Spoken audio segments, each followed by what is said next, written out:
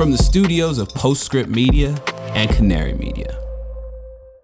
I'm Shayle Khan, and this is Catalyst. Just to kind of set the stage, I mean, the way I think about it is that we have this almost alien technology all around us, and we're made up of it too. It's this technology that evolved over the course of billions of years. It's not man-made. We're starting with all this kind of latent alien knowledge around us that we have to figure out and try to use for our purposes.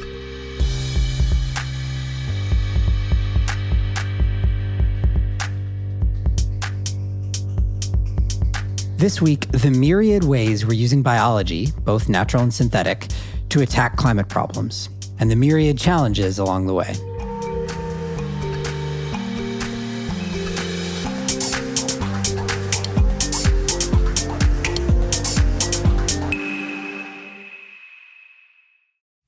Let's face it, environmental news is often very depressing. That's why we focus on solutions on this podcast. But still, the climate crisis looms large. Rising temperatures, mounting pollution, environmental degradation, they're all warping the planet. And for a lot of species, including us, things don't always look so great. But the story doesn't end there. Every Friday, Living Planet, a show from Deutsche Welle, takes you behind the headlines to figure out what's happening and how we'll get through it. It'll also help you make better choices for a healthy planet and find space to reconnect with the beauty and wonder of the world around us. You can find Living Planet wherever you get your podcasts. I'm Shayle Khan. I'm a partner at the venture capital firm Energy Impact Partners. Welcome. Okay, so I've been saying this for a while, and it's, I'd say 50% facetious, but I think the greatest battle in climate tech over the next decade is going to be a race between electrochemistry and biology to solve our biggest climate problems.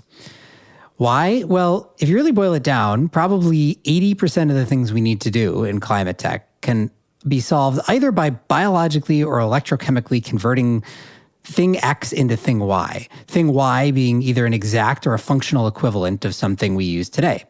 Now, in some cases, there's a clear winner between the two. Passenger transportation, for example, is clearly going to be the domain of electrochemistry, i.e. batteries. And meanwhile, the production of alternative protein is biology's game. But there are plenty of others, think fuels and chemicals and carbon removal, where maybe both have some role to play. This episode is focused on biology, which, as you'll hear, has enormous promise across a wide array of climate solutions, but also some big challenges, particularly with scaling from a 1-liter type bioreactor to a 1,000, 10,000, million-liter bioreactor, which is what has to happen to get to the scale that will matter for climate. So I wanted to take a look at biotech and climate with a broad lens. And in my humble opinion, there's nobody better to do that with than my friend Arye Lippman. Arye is a biologist himself, but currently acts as an investor. He's a general partner at Mars Bio, an entirely bio-focused early-stage fund. He also writes an awesome Substack newsletter that I highly recommend on biotech called The Last Great Mystery. He also just wrote a piece on biotech plus climate that we're basing a lot of this conversation off of. Before we start the episode, as an aside, on the last episode of Catalyst, Rob Hansen from Monolith said something that's been rattling around in my brain ever since. It was something to the effect of, and this is not a perfect quote, "In climate tech, your moat is knowing secrets about nature that others don't." That feels like the best explanation I've heard of what I'm looking to invest in. So if you feel like you've uncovered a secret about nature that will help save it, reach out. Okay, on to the show. Arye, welcome to Catalyst. Hey, Shayle, thanks for having me. Excited to be here. Likewise, and very excited to talk all things biotech plus climate. Let's start with some context. Could you define biotech and then maybe give a little bit of history about its relationship to the world of climate tech, or what we used to call clean tech in the sort of first wave? Yeah, absolutely. So I define biotech, or biotech is broadly defined as engineering of biology. And to be super specific, it usually entails some sort of genetic engineering of biological systems. And the modern field of biotech was really created, I would say, about 30 years ago. And its applications were primarily focused on the biopharma industry. So this was large pharmaceutical companies using engineering of cell lines to produce different types of drugs and diagnostics. But over the course of the last 30 years or so, the kind of underlying technologies of biotechnology related to genomics and cell engineering have started to be applied in kind of new and diverse ways.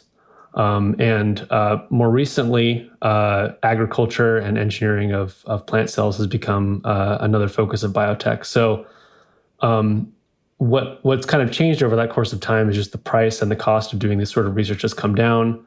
And there's been new ways to apply it to kind of different types of industries.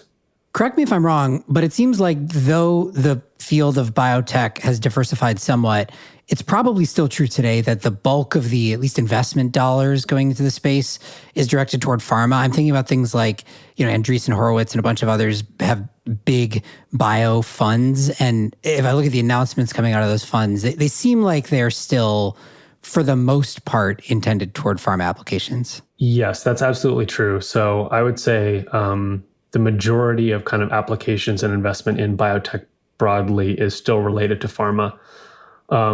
That's kind of just been historically the case, and still to this day, in terms of biotech products and lucrative companies, pharma is still sort of the leading edge, I would say. So this new application space for biotech is, it's still up and coming, I would say.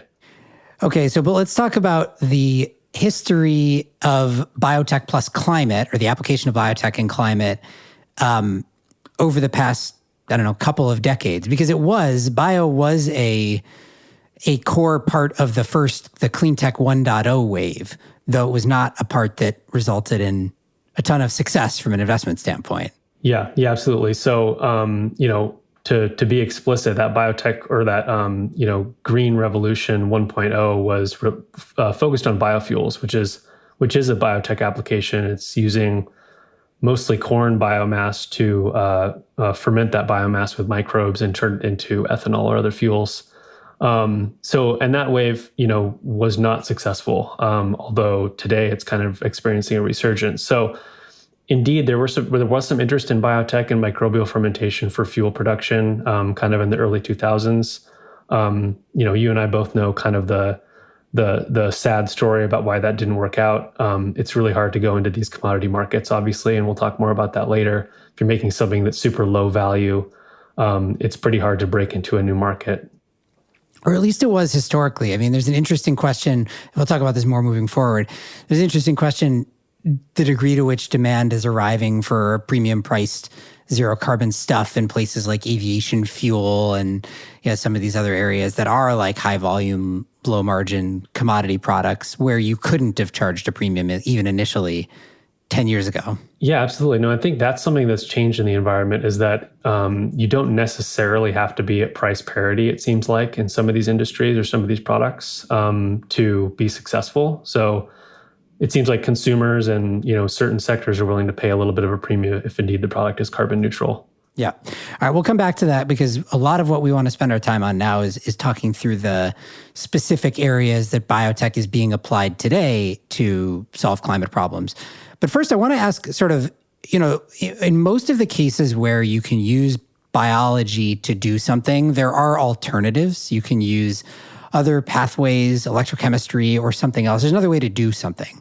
So biotech is not the solution to every problem. So I guess maybe to give us kind of a guiding set of principles, what are the things that biology or biotech is really good at, and what are the things that maybe it's not so suited to? Yeah, I think this is really important to point out. Biology is not a solution to every problem. And just to kind of set the stage, I mean, the way I think about it is that we have this almost alien technology all around us, and we're made up of it too. It's this technology that evolved over the course of billions of years. It's not man-made.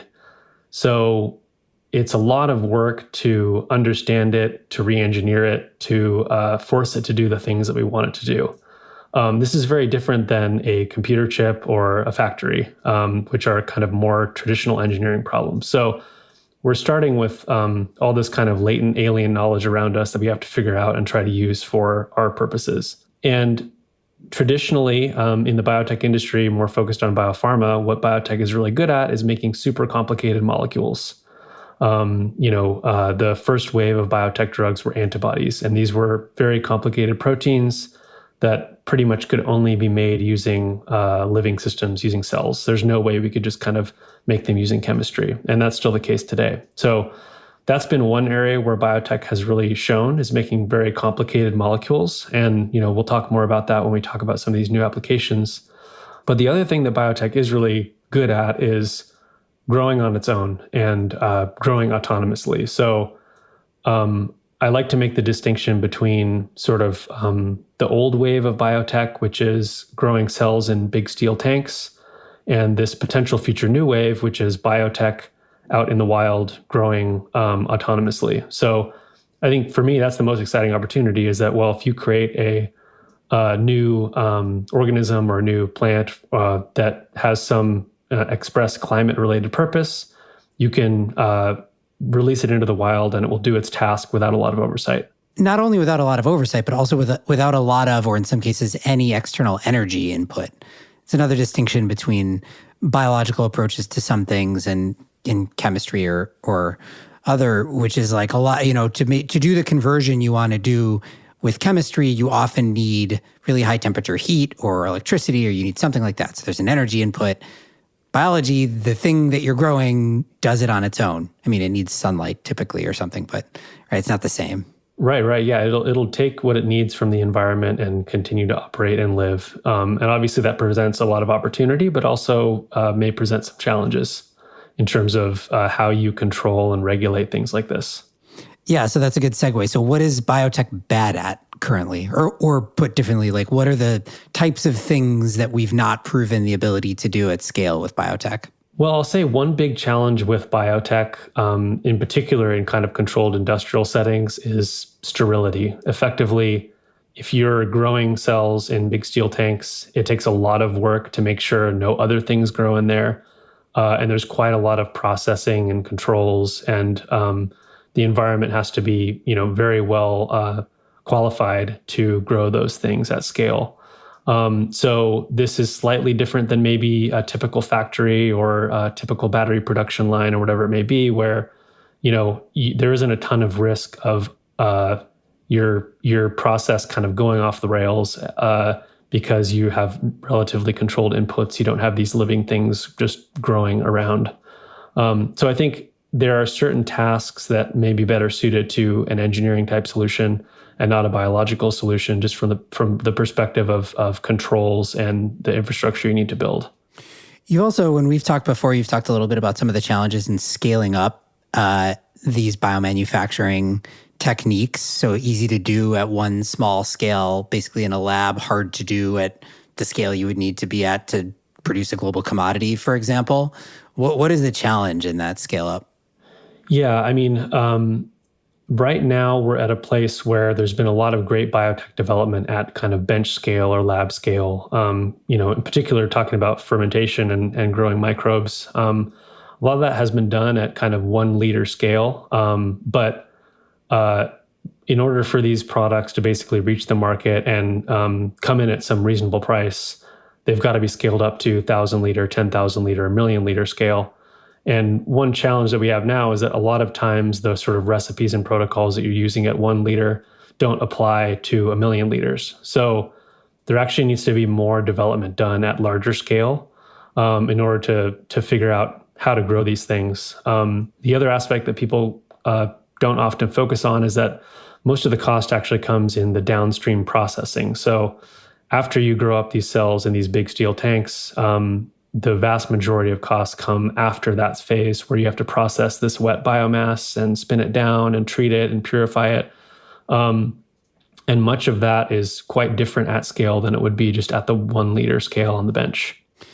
Okay, so one more subset of the question, what is biotech good at and what is it bad at, which is distinguishing amongst, there's this enormous upwelling of excitement around synthetic biology these days, and that applies to a number of the sectors we're going to talk about. You define synthetic versus traditional biotech, and just high level, what are the things synthetic biology enables that traditional does not, and vice versa? What is synthetic biology like unnecessary for? Yeah, I mean, it's a bit of a nomenclature issue here, I would say. Synthetic biology nominally the goal or the premise there is turning biology into more of an engineering discipline. Now, I think in a lot of ways, synthetic biology and biotech are kind of synonymous, but synthetic biology has started to become the label for biotech beyond biopharma. So whether we like it or not, synthetic biology has started to encompass food and agriculture and biomaterials and things that aren't your typical biotech products. So that's how I would define it and how it's starting to be used kind of in the common nomenclature. And so it's less about some differentiated discipline that enables a certain set of things and more about just what we define as synthetic versus what we define as old school. Yeah, I mean, I think the dream of synthetic biology is to turn biotech into more of an engineering discipline where you have these design, build, test cycles with new cells and new biotech or new synthetic biology products. So many of the sort of public synbio companies or the leading synbio companies will talk about their, cell engineering platform as if it's a software platform. We're really not there yet. It's more marketing than anything else, in my opinion, at the moment. So, but indeed, that is the long-term goal, is to, continue to iterate and turn biotech into more of an engineering discipline. So you could, quote unquote, program cells to make whatever you want. We're getting there, but we're not quite at that stage yet. All right, so let's get to the climate applications. So we were brainstorming on this ahead of time. We came up with 6 categories of areas in which biotech is being applied already, basically in every one of these areas, though at varying scales to climate problems. So let's run through them. And I think for each one, we want to talk about sort of what the promise is, what we view as the prospects or challenges, and then where possible, we can give some examples either of projects and pathways or of companies that are pursuing some of this stuff. So you just mentioned the first one, which is food. And I think this is probably the one where I would guess the broadest swath of the world is familiar because of things like Beyond Meat and Impossible Burgers and alternative proteins. But broaden it a bit. So what's the broad biotech application to replace animal products? Yeah, so basically using fermentation, which is growing microbes like bacteria and yeast that excrete or produce some useful compound for food application, so some sort of a food ingredient. So probably, one of the most well-known examples here is Impossible Foods, which uses yeast to produce a heme protein. This heme protein kind of is then added to their plant-based burger and gives it something of kind of an iron or a bloody taste, which makes it more of a realistic, plant-based burger.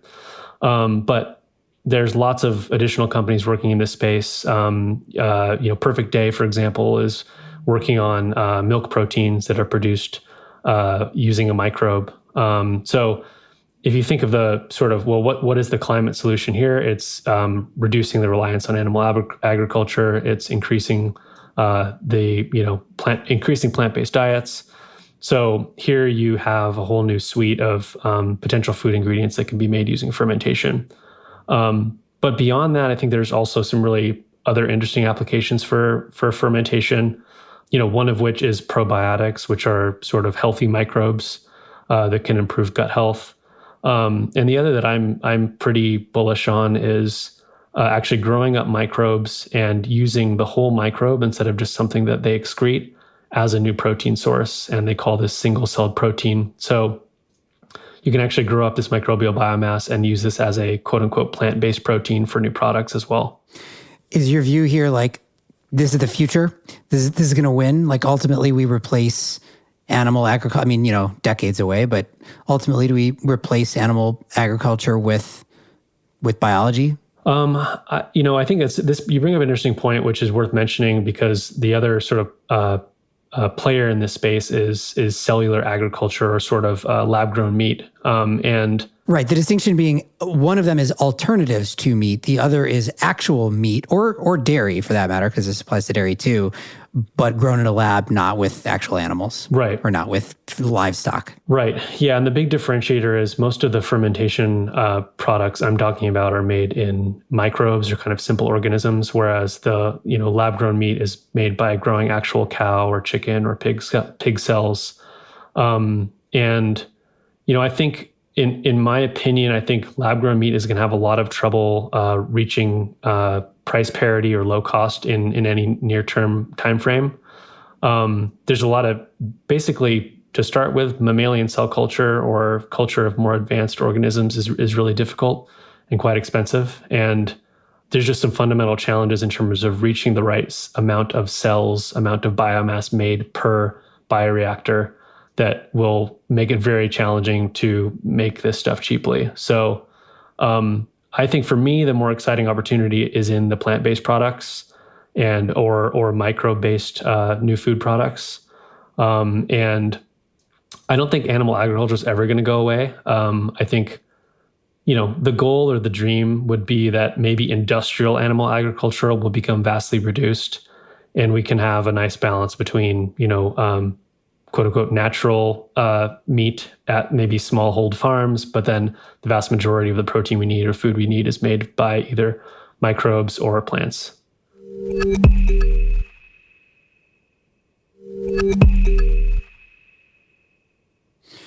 All right. So category 1, fermentation-derived food ingredients and cellular agriculture.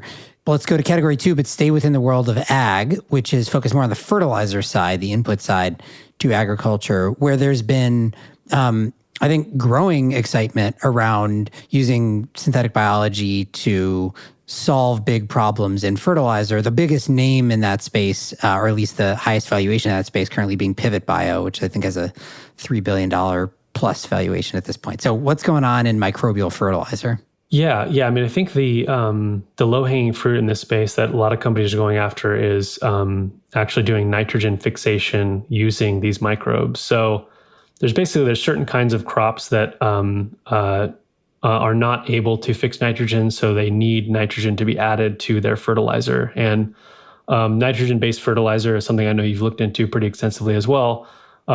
It's a major environmental concern, and so if we're able to actually engineer the soil microbiome or engineer bacteria to add to the soil that are able to fix that nitrogen, this vastly reduces the reliance on nitrogen-based fertilizer. So specifically for corn and soy, which are not able to fix nitrogen themselves, if you're able to add these microbes, you can effectively improve soil health drastically. And so I think that specific microbial additive is really exciting, and that, as far as I can tell, it's already getting a lot of use out in the field.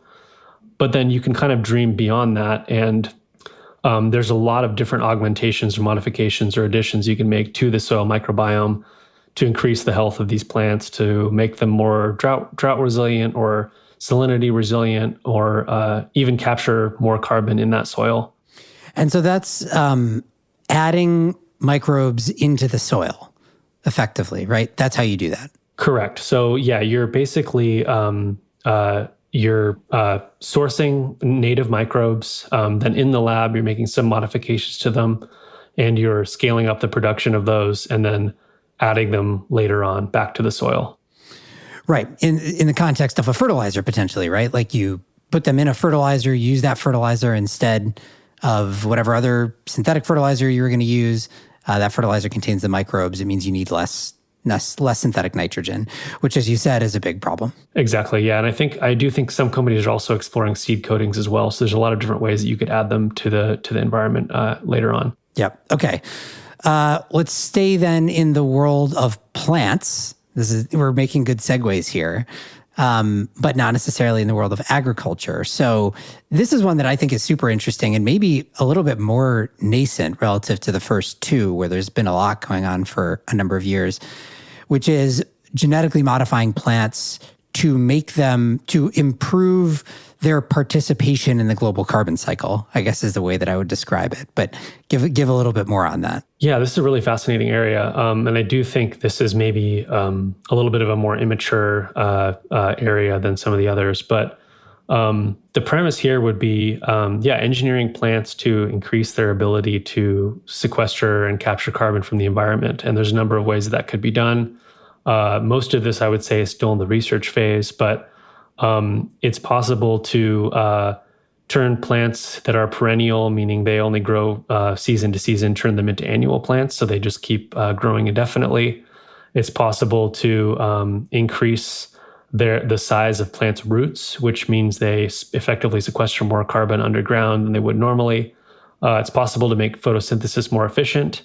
And it's also possible to reduce how quickly they or slow down their decomposition, which would slow down the re-emission of that carbon into the atmosphere or the soil. So there's a lot of interesting prospects here. I will say this is kind of very early on in the research phase for bioengineering of plants, specifically for kind of more climate-focused or carbon sequestration traits. And I think actually the biggest question here is, if you did make a plant that was very good at sequestering carbon or very good at any of these particular tasks, how do you scale that? How do you bring that to market? What is the model for planting 1 billion of these, carbon sequestering plants, whatever they may be? Right. I mean, we plant a lot of plants every year, right? So if it's equivalent in every other way, but just happens to be better at sequestering carbon, and doesn't come at a premium, right? Like, should be easy, relatively speaking. With that said, if it comes with any other trade-offs, then obviously it's a trickier value proposition. Right. And, and something to keep in mind here too is that biotech plants are very common. I mean, corn, it's like 90 or 95% of the corn grown in the US is genetically modified. So historically, if you talk about other historical applications for biotech, biotech plants are another one. And, in particular with some particular use cases, and obviously there's a lot of baggage there as well when it comes to GMOs and some of the politics around these plants. But it is something that we've become very comfortable with, is growing biotech plants in the field. All right. So animal products, microbial fertilizer solutions, genetically modified plants that can capture more carbon or perhaps be more climate resilient. Let's move away from the agricultural world into industrial world and talk about chemicals. Yeah. I think chemicals is a really interesting one. And, I think one thing to just mention before we even start on this path is that the biggest challenge in the chemical space I see is that most of these are commodity, relatively low value products. So we really have to focus on bringing the cost down to do biotech in order to kind of apply it to these new industries. Like how do we avoid the issue that we ran into with biofuels, for example? But within chemicals, there's things like bioplastics, polymers, textiles, and the broad premise here is that if we're kind of moving away from petrochemical feedstocks, let's try to use some of these, find new ways to transform carbon into useful products. And one of the leading companies here is Solugen, which a lot of people talk about. They're basically using enzymes, which is kind of a biological process outside of a cell to transform a carbon source into some useful sellable product in the chemical space.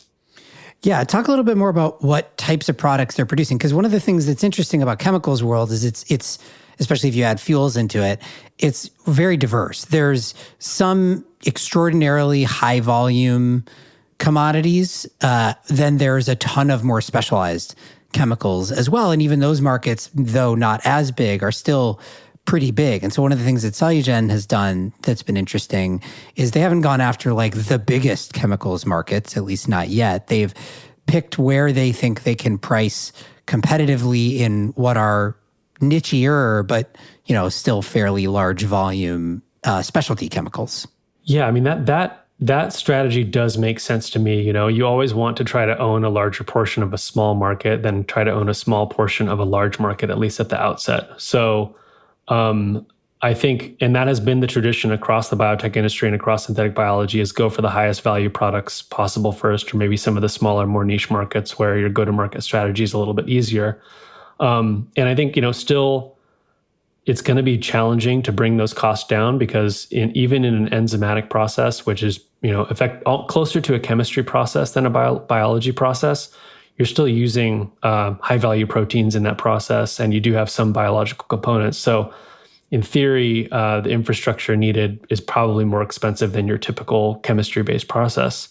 So going after some of the more niche markets where potentially your customers will look favorably upon your products being carbon neutral or carbon negative is probably a good strategy. Also worth mentioning here is that the feedstocks for these processes can be quite diverse. So maybe instead of using petroleum as a carbon source, you could use biomass or corn. But there's also obviously companies investigating using atmospheric CO2 or waste gas as some of the feedstocks in these processes, which I think is also very complicated, but also very interesting. LanzaTech being an example of that, that's been around since the first wave, that's using industrial byproduct gases rather as their input. Exactly. Talk a little bit about bioplastics. That's it's a world that's gotten some attention. There have been a couple of SPACs in bioplastic world, but my sense is that cost competitiveness is like a real challenge around bioplastics. It is. I mean, there's a huge opportunity here. Biological systems are actually pretty good at making polymers, certain kinds of polymers, but the problem is we've gotten so used to just extremely cheap polymers and plastics over the last, 50 years that, entering into these commodity markets is particularly difficult. And, only, what subset of consumers are willing to pay a premium for their Nikes, pay potentially double the price because they're made out of some bioplastic. So I just think the economics aren't quite there yet for bioplastics. From a biology standpoint, there are a ton of great solutions out there. Okay, so that's chemicals. Let's talk about materials, or I guess engineered materials to be more specific. Yeah, so this kind of blurs together with chemicals a little bit, but when I'm talking about biomaterials or materials, I'm really interested in the space of new building materials, packaging materials, textiles and things of this nature. So a lot of people are quite excited about the potential for using trees and lumber as one of these key biomaterials. And there's a number of interesting companies that are doing engineering of trees to make them more efficient, better at capturing carbon, to make wood products that are harder, have some improved material property. Which I think is quite exciting. One challenge in that space is, it's very hard to engineer trees. They have very complicated genomes, as do many plants. Also, the cycle time is long because trees take a while to grow. So, but I think this is a very interesting space. And, building materials is obviously another key climate area to think about. I'm sure you've looked at concrete quite a bit, and, it's another huge emitter. So, if we were able to engineer better wood, for example, that could prove useful in taller buildings, for example, I think that'd be really compelling. The other one, and the reason for that, by the way, part of the reason for that is using wood as a building material is better than using cement or concrete or steel, like other heavy emitting things, right? It's a displacement value. Exactly, and you are locking that carbon up in the wood for quite a long time. Until that wood decomposes or deteriorates. So it's a great way to sequester carbon. And beyond that, I think fungal biomass is also very interesting. Fungus grows very quickly. It can live off of waste material that would be almost useless otherwise. And there have been a number of companies that have used fungus to make styrofoam replacements and packaging and even furniture. You can grow it into any shape that you want if you mold it correctly. So I think exploring fungal biomass is also really interesting, and there's a lot more to do there in terms of the actual synthetic biology around fungal biomass. Yeah, I have a sweet fungus chaise lounge in my living room right now. Nice. Or no, I will before too long.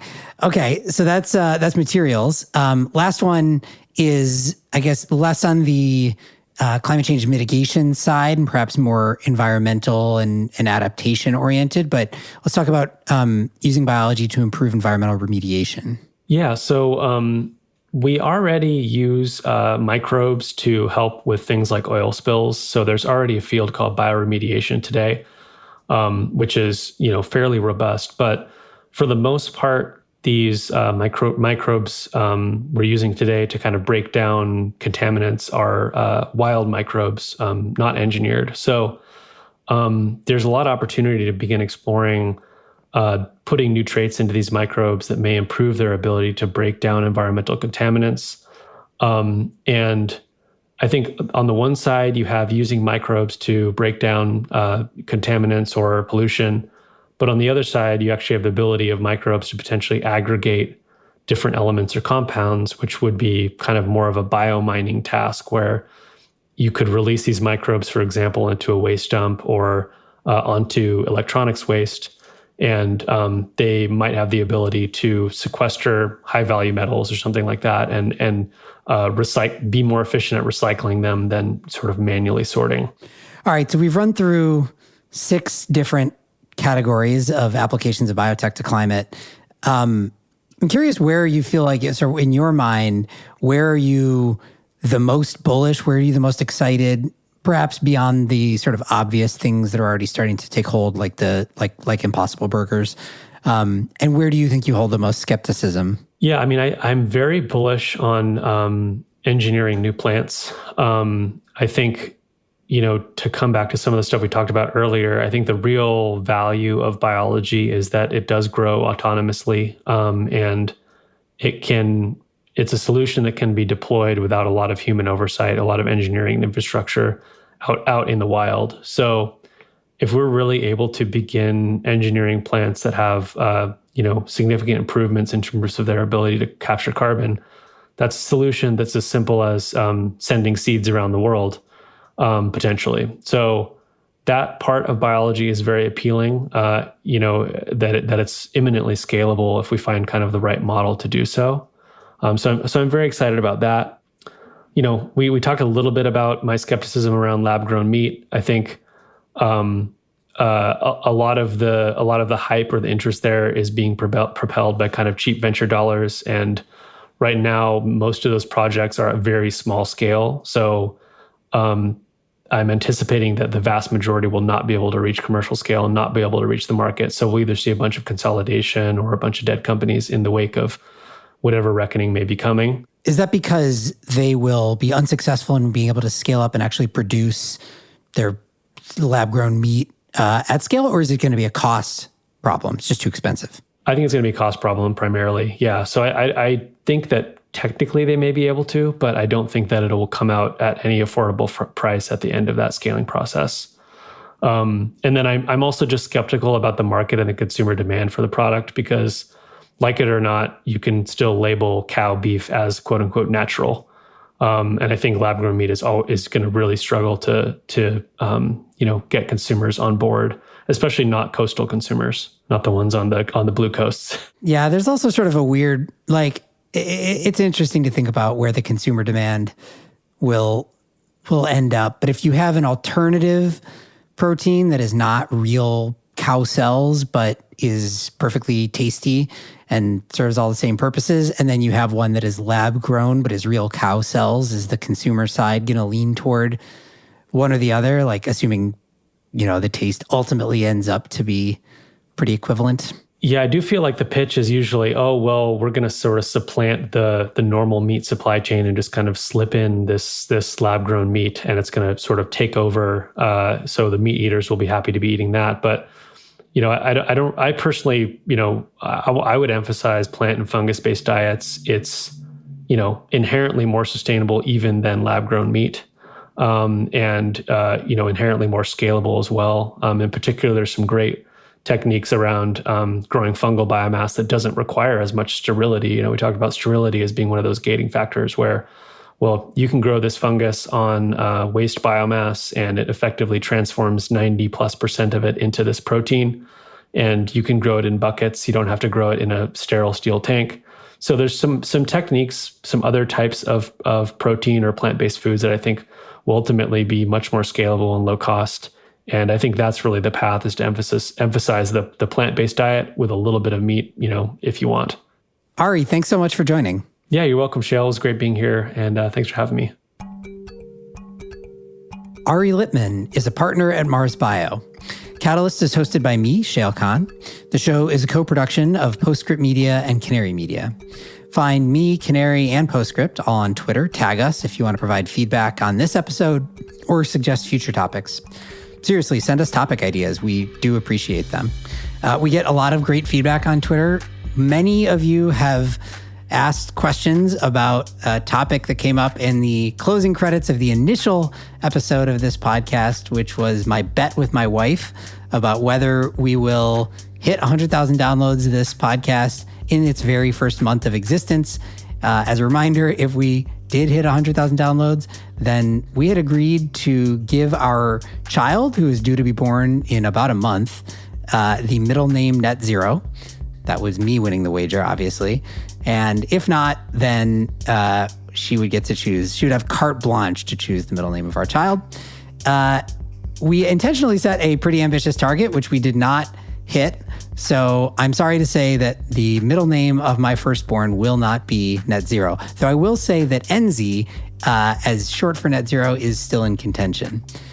If you want to recommend other bets for me to make with my wife or otherwise, my DMs are always open. Also, don't forget to listen to our companion podcast, The Carbon Copy. It's a narrative news show that explains the forces shaping the energy transition and the changing planet. You can get it at Canary Media or anywhere you listen to podcasts. You can find links for this episode's topic and guest in the show notes, or go to canarymedia.com. Our producers are Daniel Waldorf and Stephen Lacey. Sean Marquand composed our theme song. Mixing and scoring by Eber Piñeru. I'm Shayle Khan, and this is Catalyst.